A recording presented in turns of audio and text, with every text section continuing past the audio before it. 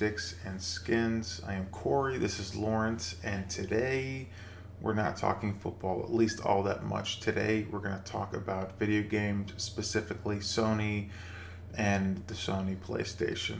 Now, Lawrence and I have a long, illustrious history with video games, and for me, Sony holds a really special spot in my heart.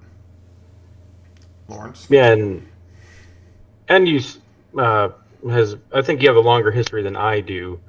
No Like doubt. my growing up, my mom would like had Nintendos like early on, so that's what I was grew up. And then when I got my first job at Kmart, is when I was able to buy the PS2 and kind of then start on a PlayStation journey. Right.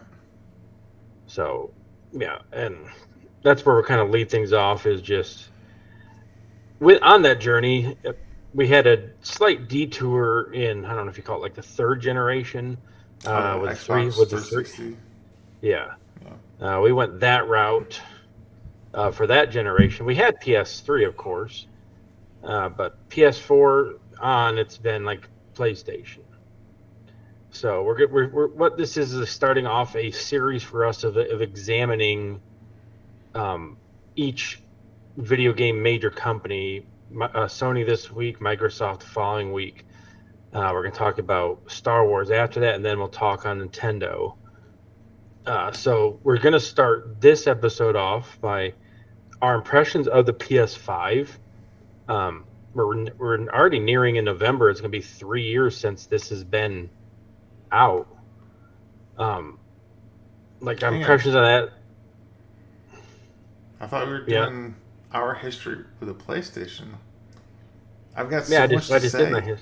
No, well, go ahead. I I thought you already. dude, like, listen, your Go ahead. history is like truncated and small. Like that's where, like, yeah, I had Sega, that was great. I had Nintendo, that was great. But like me, that PS1, oh, and like that's when like I fell in love with RPGs and Final Fantasy VII, and playing Tekken 2 and Crash Bandicoot, Mm. and like I could go on and on. Like to me, the PS1 holds like such a special spot in my heart. That big gray brick. Yeah, I don't know. Like when I think video games, obviously Nintendo was one of the first, and Mario. That's all great, but like Sony and just their like AAA titles have just been, I don't know. Sony has done it really well for a really long time, and yeah, that was it. Okay, now we move on to the PS5, but that's just you got to just give some love because like I don't have that same fervor for the Xbox. Like when the Xbox first came out, I played Halo with some friends, but like I was not an Xbox guy. I was PlayStation all the way. Hmm. Um, yeah. So, anyways, frankly, without Halo, I mean, I don't even think the Xbox would still be here. No, we'll get touch on that next week. But yeah, they're Yeah. struggling mightily. So PS5 again, that came out November 2020. Mm-hmm. Um, for relatively up until like a month ago, it was really hard to get. Yeah, mine was super expensive. Yeah, Ainsley don't watch. Yes. Uh, but yeah, like it was hard to get. Luckily, I was the e-learning teacher during that time, so I made sure I got a text saying, "Oh, it's available for pre-order." So I like raced to the game store, got it, and then I did my lessons the release day in a chair in the front of the GameStop. Uh, I'm gonna start with the strengths of the PS5. First of all, like I think it's a very sharp-looking system. Oh yeah, it's sexy. Like yeah, and then I threw a Bill skin on it, so it's even sexier. Oh, you did? Um, Elmer got it for me for my birthday. It's a Bill's skin for the PS5, so it's pretty dope. Oh, I want one of those. Oh, I thought I showed you a picture. I'll have to send you a picture later. But yeah, like even without that, it was a nice looking system. Um, I think the processing power and just like the sheer power of the system. I remember like we were playing Warzone on the PS4, and like Pro. the first few match, yeah, even with a PS4 Pro, and then the first few matches on PS5, like just I got a few kills in the air. I'm like I can feel the difference. Or even Just like just this. this. Sorry, go ahead. No, go ahead. Like the sound of the machine, like the PS4 Pro, would like always sound like it was a jet taking off, and this one I hear nothing. Oh yeah, it is quiet, and I mean, that's a good transition to sound. Another strength was the 3D Pulse headset. Mm-hmm. The sound is fantastic. Yeah. Like being like game chat, like throwing out and playing a game with it, like it's fully immersive. It lets you know like really where everything's coming from in the game. So they nailed it there. Once we figured out how to do party chat, it took us a little bit. The party chat system is, I think, better than Discord. At least in terms of and that's what I really like with the Pulse headset. It was like seamless to adjust. Like, do you prefer the party voice over the game voice, and just how clear it was. I mean, as you said, there was some hiccups with the dashboard at first, especially with the party system. Yeah. But overall, like that was like the only thing that I really prefer, not the only thing, but one of the main things I prefer over on PlayStation over using the PC was just that seamless. Granted, with Discord and being able to integrate into party chats, less of an issue now, but yeah. No, so I mean, those are my positive strengths. I don't know what you see as that. I mean, in addition to those, I do like the PlayStation Store user interface. It is relatively easy to navigate. At least I think. Maybe that's just because I've used that something similar between the PS4 and PS5. Yeah, I guess. Yeah, positive. I mean, you hit on all of the main ones in terms of the processing power and the. I mean, yeah, I really do like the user interface, being able to hit R1, L1, and pop between like game stuff and TV type things. And something that's like I just did this, and Sony was kind of thinking ahead. I think they knew that like even a gigabyte of storage was like 5 years ago. Like, oh, that's a lot. Like, it's not a lot anymore. So I think that, and I'm not a tech person, like being able like hands-on stuff, but I was able to put in an expanded 2 terabyte storage relatively easy. The hardest part was just getting the cover off because I was afraid I was going to break it. But once I did that, like I could put in the 2 terabyte storage unit, and really, so like Sony thought ahead of them, like, hey, let's make it fairly easy to throw in a storage that can give you a lot of space. And once you get it in, you just turn it back on and it calibrates itself, and boom, you're set. So I think that was a positive step for them, and like smart, like, all right, let's kind of try to future proof this a little bit. To be fair, I don't know of any other system that if you can do that or not. Yeah, I don't know either. So we'll just say you can't. Yeah, we know. Now, negatives. Like I'm going to touch on this a little bit when we'll get to the controller later. The haptic feedback is something I pretty much turn off on every game. Yeah, that was more. I don't know about you. Than anything. I think if you're a kid, it might be fun, but for people who like just want to compete and win, and I think that's just it. Like we want to win all the time, and so that makes winning a little bit harder. So therefore, it is completely useless to me. But I turn it off even in single player games. No, same. It's just like I always just want to do my best. Like I don't care about the experience. Like I just want to win. I want to beat the level. I want to beat the boss. So if it makes it harder, it's gone. But yeah, so I think, I mean, just by that list, like that's really the only negative I can think of. Because again, just once you got used to how the system interface worked, it was pretty easy and fluid to do. Like you mentioned in our show about PC, it's nice that everything is right there in the PS Store, and they break it down pretty easy. Yeah. One thing I want to say before we move on from the haptic feedback is the only thing that I could have seen it working with, and they didn't figure this out, which is, I think, a huge letdown, is in something like Madden, where the harder you pull, the harder they throw. Because like right now with the button press, it's too ambiguous in terms of like what's a soft press, a regular press, a hard press. I mean, I figured it out, but like with the trigger, it would be very much so like the harder you pull back, the harder they throw. Yeah, that's a good point.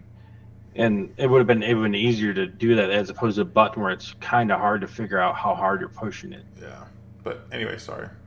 But yeah, so I think that overall shows that, yeah, Sony's in a good spot. I think they are, without argument, like they're atop the console heap right now. They're the leaders. And we'll get to Microsoft next week, but they've kind of fallen way off since the 360. Yep. All right, so that brings us to the controller itself. I thought the PS3 controller wasn't that great, but ever since then, they've taken really good steps to make their controller better. The PS4 was that the DualSense? Yeah, I mean, you're showing it right there. And then the PS5 controller, I think, is probably the best controller I've It just fits our hands so well. Mm-hmm. And is that the Pro version, or is that the regular that you're showing? This is the regular. And the Pro version, I mean, it's the same size, right? It's definitely heavier. And actually, on the Pro version, I don't have on the back buttons because like I only use them for a couple of games, and it was almost too much of it. Like because the controller is a little heavier, it was almost too much of a nuisance, and they were like I was pushing them by mistake. I was actually getting this sounds like a typical fat gamer, but like I was actually getting cramps in my fingers, like holding them away from actively holding them away from the. No, I can feel that. Yeah. So I just took them off. No, but we'll talk on the. I don't even know what this is called now. A DualShock? Oh, no, this is the DualSense. The DualSense Shock was the earlier one. Yeah, because we have the DualSense Edge or something like that. Yeah. So I mean, this controller feels really good. It's quick. I don't think like the sound coming out of it isn't bad either. Like if you were out of it, like it's not terrible. Yeah, I mean I don't prefer it, but yeah, no, it works. Like I've definitely forgotten on a couple of certain nights that I didn't have this on, and I'm talking to you guys like through this, and you're hearing me well enough, and I'm like responding. But anyways. Yeah. But yeah, it fits perfectly in our hands. Sony's just every controller has gotten better. I'll give Sony that. Like they continue to try to get better. And they finally offered a competitor to Xbox's like elite controller, the DualSense Pro Edge, like you said. You and I both got that. I like the ability to adjust things on that. Oh yeah, like being able to the triggers being able to figure out like almost make it like a mouse click. That's a big advantage to be able to get those shots off quicker. I don't know. Did you buy the back controller for the PS5 that had the buttons on the back? Yeah. The attachment for the PS4. Yeah. Well, sorry. Yeah. So you bought an extra one and gave me one of yours. I couldn't remember if I did or not. Yeah. Yeah. So like I love that because you play Rocket League with me. I oftentimes accidentally will, like you talk about fat gamer, like my thumbs just both hit the buttons and I flip when I'm trying to do an aerial. So it was nice being able to have the buttons that separated by the back triggers. Right. Which brings me to the point of PC. You need to figure out a way to get that integrated with PC because now it's exclusively a PS5 controller when I bought it for the PC. Yeah, no, it definitely it's as you said, it doesn't allow us to take advantage that the PC gamers have, which is the mouse click. So yeah, no, I echo the same sentiment. That would be great if you could update that, dear Sony people who will never see this. And you mentioned it's heavier too. Like you can feel that it's a quality controller. Not to say the DualSense isn't. Right. Yes. But you can feel like they didn't cheat out on it. Yeah, like this, the original feels like good. It feels solid, but the Edge, it feels that much more so. I mean, they could have just lined it with lead or something. I don't know, but it does. It feels like a really solidly built piece of machinery, equipment, controller, whatever you want to call it. Yeah. So I mean, right there, for the people that want to drop the $200+ on it, it is worth it. Especially if you do any sort of competitive gaming, it'll give you an extra edge. Pun intended. No, I was just going to say no pun intended. One other thing that I'll say about like Sony in terms of the pros and cons of their like software and the user interface is I can appreciate how they've like made meaningful adjustments or improvements over time.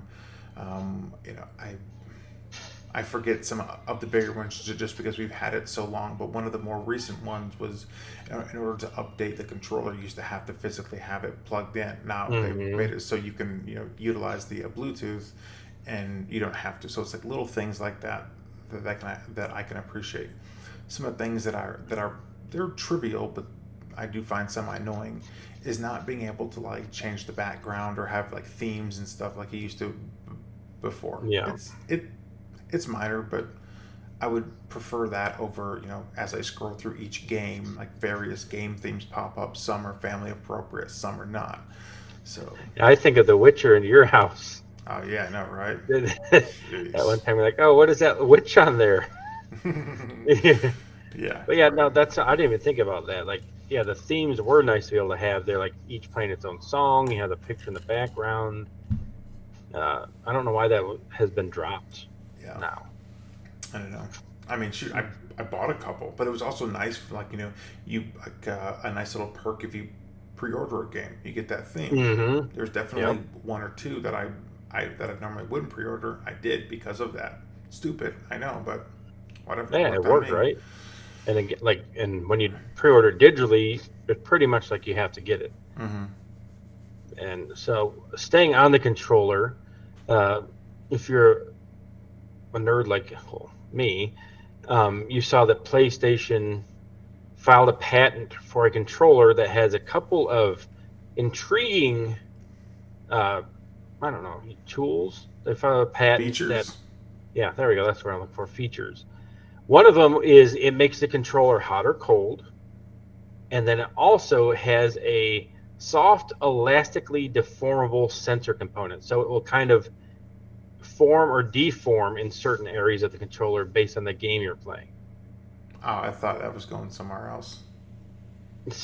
So I sent you that link, and just I know we talked about like we just want to win. So what are your thoughts on Sony found that patent with pictures and stuff about what might be in the future if for I their had to, controller? if it was like an integrated part of it, so I can see that being a benefit for like times that your hands get a little clammy, or sort of like with your car. You don't want to grab a cold controller if it's chilly in your Hmm. house, and your hands tend to be a bit cooler, and this helps with circulation. I can see it being beneficial in that way, but if just a feature of, hey, you're playing with my God, not Thanos, Kratos, jeez, Hmm. and you have his axe and it's frosted, and then your hand gets cold. I don't actually care about that, especially if it's going to drain battery. Um, so, from like a medical type feature for fridge, I know they wouldn't market it as such, but sometimes gaming, my hands get cold, sometimes they get hot. So, if I could help that out, okay, sure. But outside of that, I'll pass. The fleshy thing, I would have to see it to see if it would do anything. But again, if it's just like a feature that's just going to drain battery, I don't actually care. Yeah, and I mean I'm reading.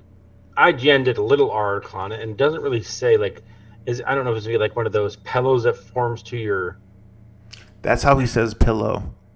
He says yeah. pillow. Ask him to say milk. But I don't know if like it's gonna form like that where just like to try to make the controller more comfortable, or if it, like it'll actually go in and out based on the game. So I think that would matter. If it's supposed to be like a comfortability thing, that would be nice. Like you said, hey, pick up a warm controller. If you're in like cold place, maybe it warms up a little bit. So Well, those things would be neat. the way you first described it, it sounded like a fleshlight, but then I realized it wasn't. So, Yeah. because like that would be gross. Here, I'm using my controller. Mm-mm. I No, don't. I think I'll pass. Yeah. Yeah. But no, But I yeah, I mean, mean, like it could be cool, right? Like would I buy? Like if it was only say an extra $10, would I buy one just to try it out?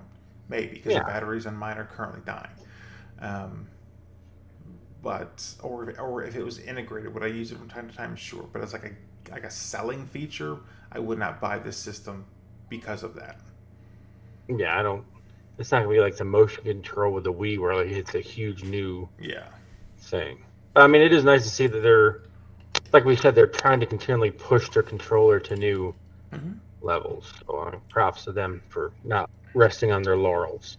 Well, no, I mean, like I can see it being like in the future where it's sort of like uh, is magnetic almost, where you have the controller and at certain times it's you're playing it regularly, then you pull it apart to like shoot a bow or whatever. Yeah, that'd be pretty sweet. Patent pending, Duncan Incorporated. um, also, like if someone steals that from this show, Gang. props to them for watching. That leads us to the first party state. Like each console to me like is successful not based on what they offer that the other consoles do not.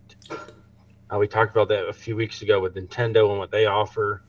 Sony has a really great stable of first party things. So we're just going to run through some of them and kind of see where they're at, what's in the future for them. And before you do go, I will say that it was only recently that Final Fantasy, although not made by Sony, has been on both systems. For the longest time, it was a Sony exclusive, and that I think is a huge part of the reason why they did get such, I guess, a big jump.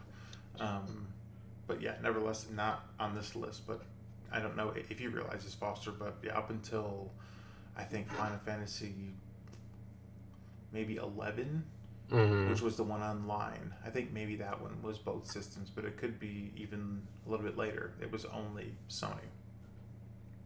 Yeah, I mean, and that's probably why you mentioned earlier that you played Sony, the PS1 and stuff growing up. Like I didn't do that, and that's why probably I'm not into the like RPG like that like you were. Probably because like you grew up playing that, whereas opposed like I was playing like platformers and things. Right. So yeah, and I mean Final Fantasy has now become I think more for the masses, I think, as opposed to just a hardcore JRPG people. Yeah, no, they were smart. They adapted with the times. Yeah, like I now look forward to those games, whereas before I'm like, oh, another Final Fantasy, not playing it. Final Fantasy 16 looks awesome. They say it's like it should be everything that we've wanted. Yeah, and Final Fantasy 15 was a lot of fun. And even the kind of turn-based online Final Fantasy 14 was a lot of fun. A couple times we played almost to the end and never beat it. I know, right? We suck for not beating that. We do. But we got close twice, so combined, that's more than one complete playthrough. Yeah, that'll keep me warm at night. Like the controller. Spider-Man, let's start with that. Dude. Spider-Man for PS4, obviously one of the best games of the last decade. Yeah. Like, talk about a game that I wanted it. I was like, please don't suck. Please be everything that the younger you and I always wanted. And it was. It's not, obviously not perfect, but it was a really, really good game. Yeah, like it made you feel like you're Spider-Man. Yeah. And the story was fantastic. Mm-hmm. Like, it was fluid, and that was on PS4. Yeah. So, and then they came out with the Miles Morales when the PS5 launched. Equally as good. Which was equally as good and like graphically even as good as Spider-Man was, took an even better, like bigger step forward. Yeah. So now the new Spider-Man coming out, is coming out soon. And I believe isn't Miles Morales and Peter both going to be in it? I don't know. I believe they are. But I'm not positive on that. But like, I'm looking at it right now. They're pictured together. And there we go. So so they're combining both of them, like and they each had time to develop as their own characters before being forced in together, which is nice. But like, what are your expectations for this next Spider-Man game? I mean, they've set them pretty high, right? Like they have given us 2 bangers. The DLC has been good, so expectations are pretty high, and I think rightfully so. But to me, it's just they figured out the mechanics. Like that to me was the biggest thing. Like, can they get swinging and doing all the movement in the air and the fighting? Like, it all felt fluid, and so that's the biggest thing. Because in this action fighting type game, they've already got that down, and so that's why I feel like hopefully, knock on wood, it should be hard to mess it up as long as they don't change that. Yeah, and you mentioned like the fluidity of it. I feel like they kind of saw what uh, Rocksteady did with Batman, I was gonna say that, yeah. and like so the combat in that was so fluid. They kind of did that, but with Spider-Man moves. So like yeah, like you said, and I don't think they will mess it up because they just did the Miles Morales and knocked that out of the park too. And it's hard to believe like it's slated to come out this fall, and there's really not really. I feel like there hasn't been much about it when it's coming out relatively soon. 2023 is going to be a good year for games. And we got Star Wars coming out on Friday. I mean, there's been a couple of other awesome games that have already come out. I mean, Resident Evil just came out. There's games. Hogwarts. I mean, there's been so many games already, and then between Final Fantasy 16 and Diablo 4 and the new Spider-Man. I mean, there's so many good games coming out this year. But yeah, really looking forward to this one. And then God of War just came out like end of last year with a fantastic story and game, and I think it really left it open-ended to where that can go in the future. It could really branch off, and like spoilers, we're gonna say things that happened and characters are still alive. Yeah. Like Loki, I could see the next God of War being following him on his quest to kind of find who he is on his own. Yeah. It could be a double branching story where they have separate stories for Kratos and him, maybe come together at the end. Yeah. So like so many places they go. Like, what would you want? Like, would you want a specific type of story, or? I think sort of that last one where it's like intertwined and he plays both Loki and Kratos, because they are two totally different characters. I mean, towards the end they definitely, came back sort of like in the middle, but they are at their core. They're two separate people, two separate characters, two separate motivations. I mean, shoot, I wouldn't even mind, and I don't know how they would, do this in terms of the timeline, but like having one prior to that with Kratos and his wife. I forget her name. Loki. Oh, just like how their story was when they got there. Like there's so much. Like there's so much to be told. There's Kratos back when he was acting as the God of War, right? I mean, they could easily redo that, and make it in this same. There's so. I mean, yes, like Spider-Man, both games crushed it. God of War, both games crushed it. Yeah, they took a real big chance on changing the entire God of War, like making him a father figure and all that. But no, I think that'd actually be really good to see that transition from the original God of War, like how he became who he was, like, and they could lead right up to when the new one started, like with the burial of the mom and everything. So like a lead right up to that point. That'd be really worth it. I love that game. Yeah, and they just came out with New Game Plus. If anybody's playing, watching this and wants to get back into it. Honestly, I might download it again, because I beat the first one two or three times through, and I only did the second one once. So, boom. That's one thing where you and I differ greatly. Yeah. Like I'll play a game once, and there's very, very few I'll do again. I already told you why. It's because once I have the controls down, that means I can go through it again, and I can play an autopilot, if you will. Yeah. I cannot be all there, but still be all there. Yeah. If you know, you know. That leads us to another one of Sony's flagship franchises, and one that's kind of been dormant for a while now. After the fantastic Uncharted 4, is the Uncharted series. I felt like they really closed up Nathan Drake's story on that. But like, where do they go from there? Like, it's still a universe that people love. They tried to do that, like branch off. What was it? With the two female leads in that one instead. but it's been 7 years since Uncharted 4 came out. Yeah, and honestly, this is one that so I think the game is a lot of fun, but this is one where I think you like it a bit more than I do because I remember Uncharted 4. I remember playing the Legacy of Thieves or the Yeah, I think that Legacy of Thieves. That's it. collection. That was a solid group of games that, again, if you haven't checked it out, I definitely recommend it. But to be honest, you're gonna have to speak more on this because it's more up your alley. Yeah, like they closed out Nathan back at home. They have the daughter. Like maybe that's the next step is maybe they follow in the line of, kind of, or maybe it's like Kratos and Loki that, hey, the girl wants to like maybe 10 She years. becomes Drake and he's like Sully. Yeah, that's actually a great way to put it. Something like that I could see. Except for more honest because it's his daughter and not, Yeah. Yeah.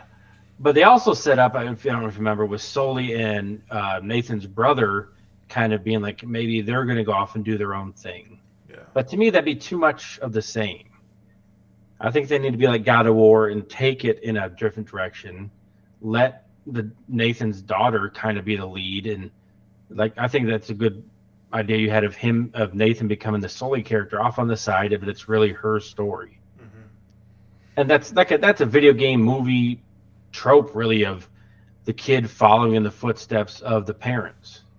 Or only this, or it's almost like not like Assassin's Creed in terms of like going back in time, but instead of, because Nathan has been after like ancient treasure from ancient whatever civilization. Maybe for her it's more, she has the opportunity to go to Mars and they're discovering Martian technology or Martian, you know what I mean, like something that's like a little bit along the same lines in terms of potential. Maybe other civilizations lived on Mars, lived on the moon, Right. like in a different way. I don't know. I mean, maybe that's too much of a stretch, but like something.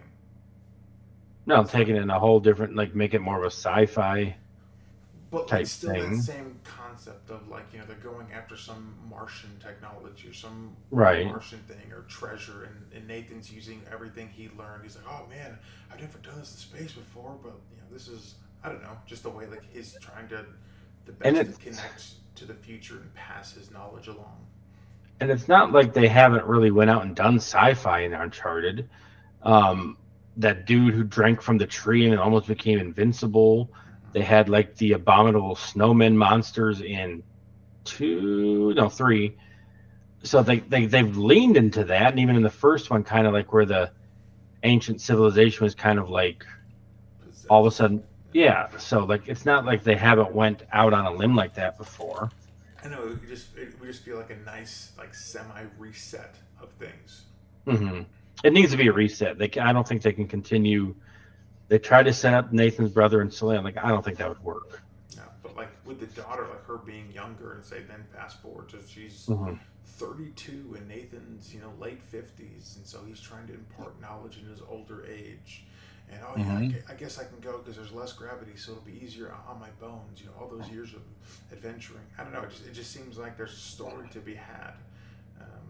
Yeah, so again, if that's what happens, we'll patent that just like the other idea you had. Well, because who's to say what things look like 20 years in the future? Yeah, and that's the beauty of those type of 2043. things. Yeah, like you're predicting like things that maybe you've heard of, and it's in the future. Nobody can say, "Oh, that's stupid." Well, it's in the future. You have no idea. Especially 20 years. I mean, gosh. Yeah. And then the last first party game franchise we'll talk on is Horizon, a relatively new IP that has become one of Sony's biggest sellers. Mm-hmm. I loved the first Horizon, and the second one I think just upped everything. Yeah, it was very good. And I mean, they just came out with a DLC that got good reviews. I mean, I don't do the DLC on that game. I refuse to buy extra parts of a game I already bought. But oh dear, I think they said it's going to be a trilogy. So us speaking of what it is, like, I mean, they already know what it's going to be. Like, I don't remember the dude's name, but the guy that she was hunting the whole, again, spoilers, the guy she was hunting the whole time ended up staying instead of leaving to help Earth fight what was coming. And he died in real life. Yeah, right. So I don't know how they'll continue that. R.I.P. guy. Sorry, I don't remember your name. I don't either. But he's in Although- that. He's in The Wire. He's a lot of good stuff. Hang on. Wick. Yeah, Wick. Well, what you need to, and this won't get touched on. This could be a very controversial topic. Could get you fired. But sort of like what Babs Bunny was to us. I feel like Aloy is to this younger generation of a gamer. I mean, right? I mean, what she got going on underneath all those barbarian hubcaps? Right. Oh, I mean, I guarantee you there's a section of the gamer population that has a crush on Aloy, 100%. Babs Bunny, at least she's human. I mean, gosh, for us, it was just flipping rabbit. All that, and you mentioned PS1, Tomb Raider. Yeah. Who didn't have Roger Rabbit? Yeah. Yeah, Jessica Rabbit. Is that who you meant? No, Babs Bunny from Space Jam. Space Jam. Yeah. Okay, well you just went to Roger Rabbit. I'm like, hold on, was he talking about No. her instead? I'm like, that one I understand too, because that was a big one. Like watching that as like a 5-year-old, like, what is this? Pardon me, ma'am. Yeah, but yeah. Anyways, that game the story. It started off really good in the first one. I really liked that story. Maybe it was just because I have a daughter, and so I can sort of like I can relate to that stuff. But yeah, the story really good. The controls equally as I don't know. I like everything about both of them. And I'm really excited for the it's third one like it's one where like side missions feel like they serve a purpose. They're not just there as filler. Yep. And the side missions introduce characters that you actually care and can get invested in. And it's not like you're one and done. Like you see them pop up again in the future, which is nice. And with this story, I like how they do. I think a perfect job of integrating like futuristic technology and like the caveman barbarian style, because it makes sense, right? Like if this world was to ever end, everything would get recycled, and at some point, yeah. Yeah, 100%. Yeah, and maybe this will be a topic for a future show is, but like, I think one of the things that would be hard to do in these is like when you create a franchise, like how do you make it so like you don't feel like you lost everything you had just done in the previous game, but still make room to grow for the character? Like that's got to be a struggle of like, all right, well they were all powerful by the end of game one, but yeah, we're gonna can lose everything somehow and have to gain it back. It's like that's got to be a struggle of how they figure out a way to do that. Final Fantasy VII, anyone? Yeah, right. So I mean, is there any first-party titles that we didn't have on our list that you think should be? I mean, Ratchet and Clank. I think those games have been a lot of fun.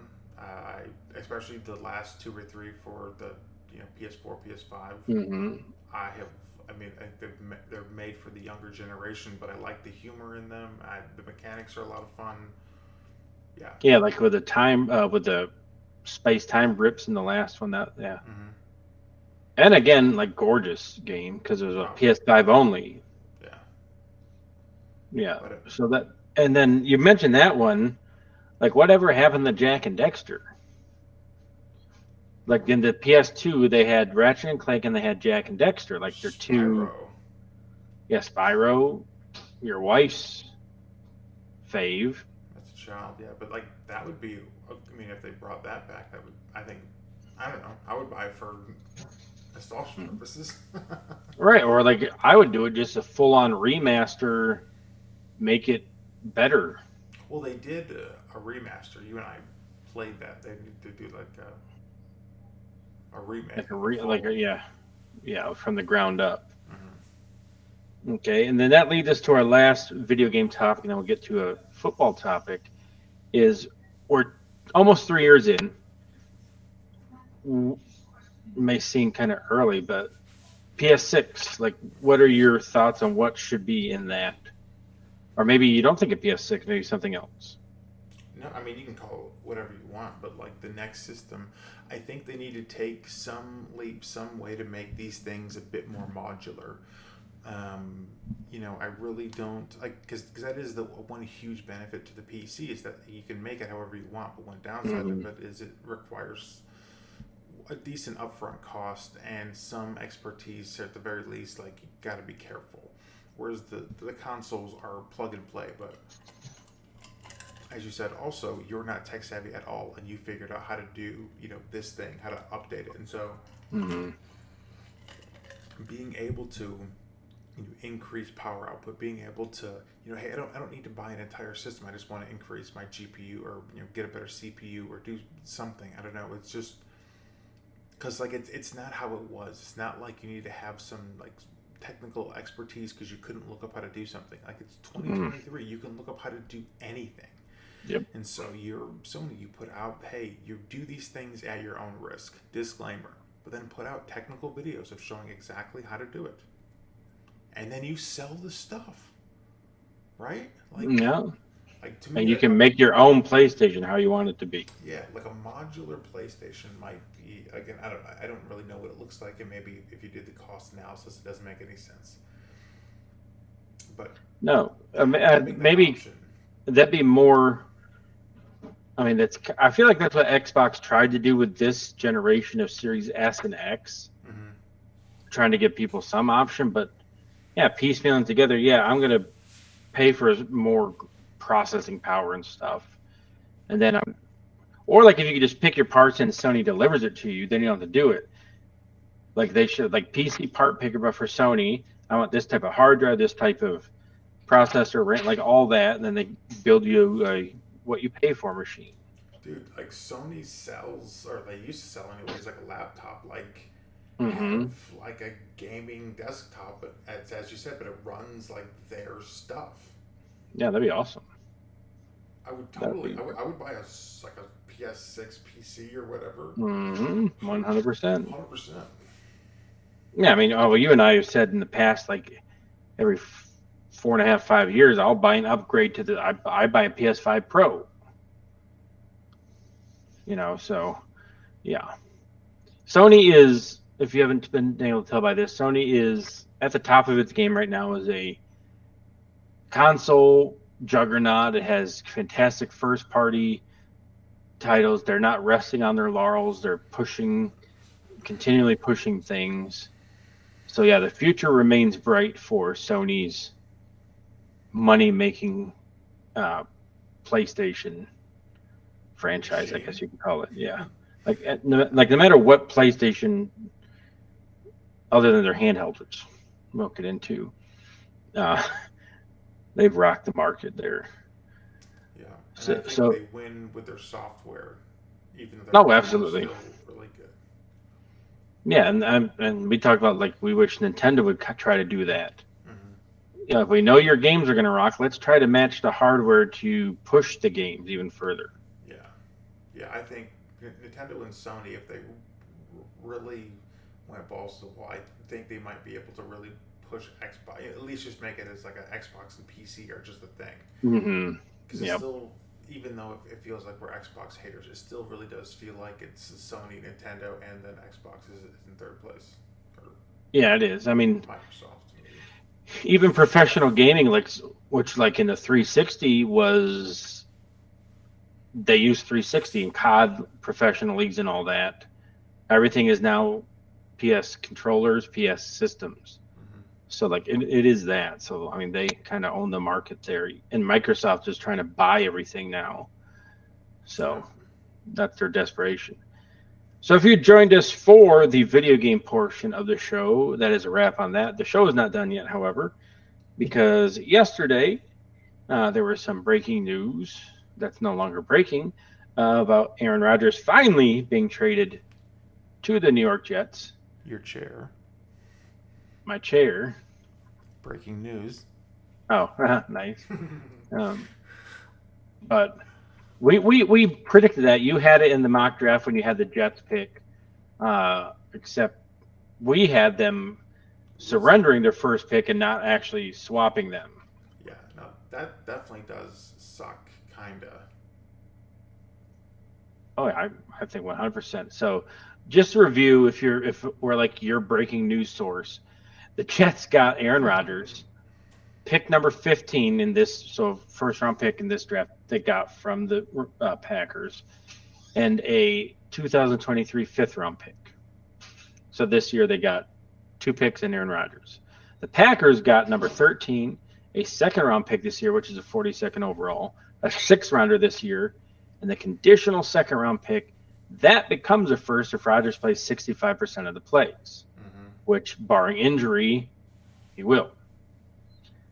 So, what are your just initial thoughts on just the compensation package there for both teams? I mean, I think the Jets are planning on 1 year. That's what I think. I think the Jets are like, okay, we have to do whatever we need to keep our first round pick this year because we need to capitalize on this year. This is our window. We have a 1 year window because otherwise you would take Rodgers, think, you know what, we have a really good team. Let's just get this over and done with. Here's our first round pick. We'll have him for a couple of years. Next year we'll figure. I don't know. I just feel like this is a hey, because they're going to have Rodgers move around some money, and it just feels to me of we need to do everything while we can because we don't know how long Rodgers is going to have it or how long he's going to want to be here.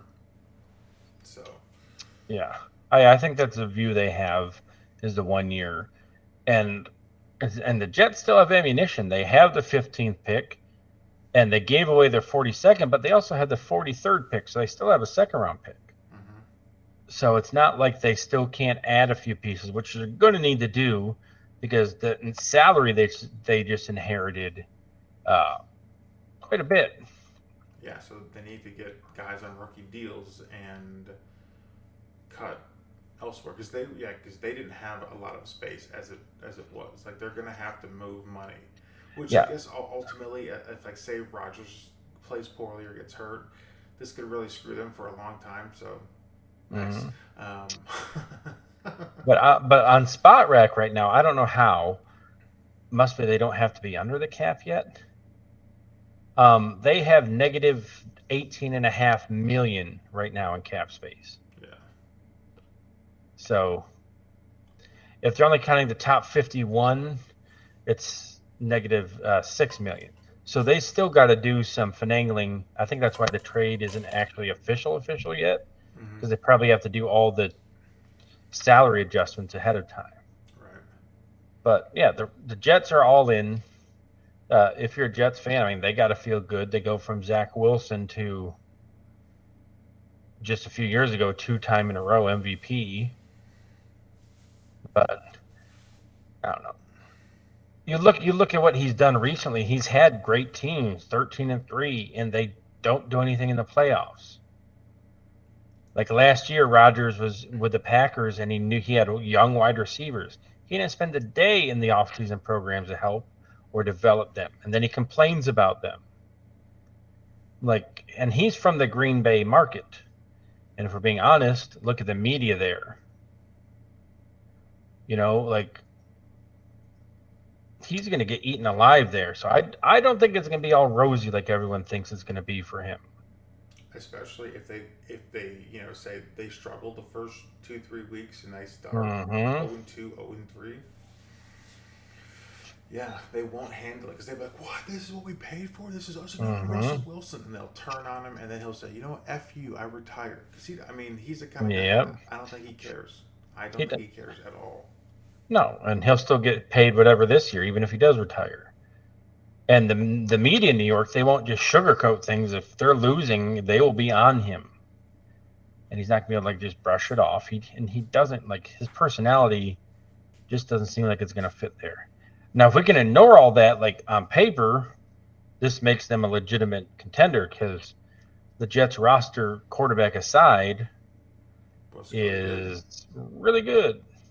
They have a young team, and now they have, if he's on his game, one of the top quarterbacks in the league.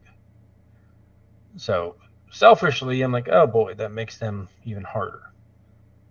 But at the same time, we know if things start to turn south that he is going to care about his stats and everything and more about winning. So I don't know. Good for the Jets, but I at this point am not that concerned about it as a Bills fan. I mean, we're still the team to beat, like, ultimately, right? Like, yeah, okay, we struggled down the stretch last year, but 3 straight titles. We still have Allen, we still have Diggs, we still have that secondary and Von Miller, and yeah. Yeah, and it's Vegas still has us as the betting odds. The Jets moved up from last place to second place, but we're still the odds-on favorite, at least in Vegas, and they don't like throwing away money, so they seems like most people think we're still it. So yeah, that was breaking news. It kind of messed up our mock in the sense of the Packers don't own both of those picks now. The Jets have one, Packers have the other. But yeah, it finally happened. They still have one quarterback shoe that has to drop, and who knows when that's going to happen with Lamar. But maybe the draft will be something for him too. Yeah, dude, I'm really looking forward to the draft. Yeah, and teaser to that, we will be doing a probably relatively quick live after that on Twitch to just talk about the first round surprises, good picks, and then obviously what we think about whatever the Bills end up doing. Yeah. And then so, Friday we'll do the same after second, third round. Yeah, so my daughter has.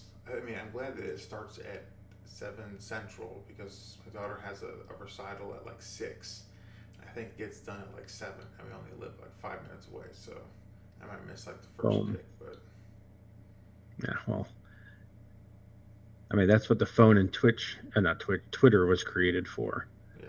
Did you see like the most recent? I think it was like MJD or somebody did like a mock draft on on NFL.com, and I'm just like, I look at some of these, and I'm like, you have got to be on it. Like I know people are talking about, oh shoot, that defensive end from Houston or whatever can go, second over. Like Houston is taking a quarterback. Brooks, there we go. Like first, I never like any of Bucky Brooks mocks. Is like his, I think, suck. Oh yeah, Tyree. I don't even look at his anymore. Texas Tech. He is Bucky. I'm sorry, I'm sure you're a great dude, but your mocks I couldn't disagree with anymore. Like what Richardson dropping to 22, like just falling in the Ravens. Like this is something that like we would do because we forgot he was there. Yeah, I mean, like this is not a professional. I don't know. No, and I think they do it just to get clicks, and then like right before the draft, they drop the reel. I think this is what's going to happen. Yeah, or like Houston being able to sit and Levis falls to him at 12. No, are you kidding me? No. Anyone's gonna. Anyways, I'll stop. No, but Houston, I think they should. I understand them going number 2 defense. They do go defense first. That's only if they take that 12 pick and then move up and get a quarterback. At like 5. Yeah, because if you get the top defender and then Levis or Richardson. Yeah, so to me, that'd be really good. As opposed to going quarterback and then you wait at 12 to get a defensive player. You're not going to get a Carter or an Anderson there. So that's the only way I could be okay with them going defense number 2 overall is if they move up with it. Or...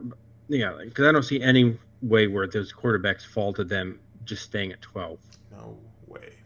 Too many quarterback needy teams. No, like the Titans are ahead of them. I think they're done with Willis already. The Raiders are a wild card there. They could do it. Seattle might because they have yeah. So like they're not going to be able to stay at 12 and get one of them unless it's Hooker. He's the only one I could see them being able to get at 12. And that, I think, by all accounts, would be way too high. Yeah. So, yeah. The draft is going to be fantastic to watch, so as always. Yeah, I love it. I feel like this year more than others because does anybody really know who's going where? No, right? I mean, because like up until now, I thought Houston a lock for a quarterback, but now, again, maybe it's just for clicks. Who knows? But now people think they could be a defender. It would be... I don't know. Yeah, like Tyree Wilson is somehow climbing up ahead of Will Anderson. Yeah, like dude. Witherspoon going ahead of Gonzalez now. This is why, and this is like why how the NFL, what the NFL has done so well is they've made every aspect of it an exciting adventure, from the Hmm. Super Bowl to the regular season to the preseason to the draft and the combine, like things that in Right. other sports, like very few people know about, but like the draft is like a legitimate event. Oh yeah, like some point I want to go to wherever it's in a host city and just be there, the experience with that. Yeah, and it's essentially names being read. Mm-hmm. But Heck, man, even the schedulers, we all know who's playing who, yeah. but the scheduler has his own special show and everything on NFL Network and ESPN. The only thing I think they need to do better is the Pro Bowl. That kind of sucks. Yeah, oh yeah, But it's sort of like their that for problem is all. football doesn't lend itself to it. Yeah. Like the other sports, yeah, like the NBA All-Star game, no one plays defense. Baseball's perfect for an All-Star game Mm-hmm. because like the best players can do what they normally do without fear of Interesting. really bad injury. That would where in football you're like, I don't want to have a Drew Brees shoulder injury. I don't want to have a Patriots running back in '96 tear my knee in the rookie Beach Bowl game and never play again. Yeah.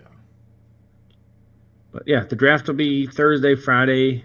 We're not going to do any show after Saturday's fourth, fifth, sixth, seventh round. But Thursday and Friday we'll have special shows to talk about each night's draft. And then I think the following week would be a good week to just take an overview of the league and see where we stack teams up at that point. Are the Bills still number one? Right. Yep. Yeah. And anybody who watches the show knows that we're not actually homers like that. We'll be like, we're honest. In our text message and stuff, yeah, we talk crap of like, oh, but if I had to put money on things, we're always real with it. Except for Josh But- Allen. Josh, you're the best. Josh, we Yeah. love you. Fluff would do things to Alan. I would shake your hand, definitely give you a hug, and a high five. Tip to tip. On that note, Yeah, that's a great note to end. Our video game centered Tuesday edition of Sticks and Skins. We thank you for joining us. We'll see you Thursday after draft for Corey Dungan. I am Lawrence Foster. Adios, everybody. goodbye.